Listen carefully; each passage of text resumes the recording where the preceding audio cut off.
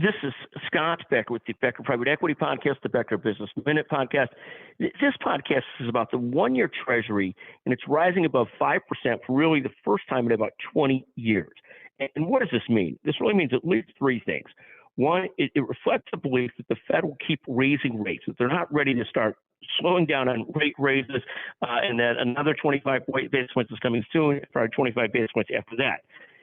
Second, price to earnings ratios, PE ratios, multiples will likely continue to mildly fall until the Fed stops raising rates.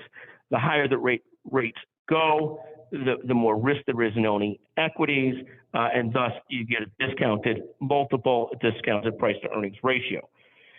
Third, the investing in short-term treasuries remains relatively attractive, but given that inflation is running higher than treasury rates are running, then an investor basically loses money, at least in a purchasing power basis, while they're investing in treasuries. So how this works is as follows. Let's say you invest in treasuries at 5%, which I often do because I just love the guaranteed return. At the same time, if inflation is at 6.5%, that means on a real basis, before taxes, you're losing about 1.5 points in purchasing powers just by making 5%. On a real return basis, because you're getting taxed on the 5%, you're really losing about 2 to 3% on the 5% that you're earning based on real purchasing power. And that doesn't mean not to hold on to treasuries, but it does mean you have to be educated about the real impact on your purchasing power.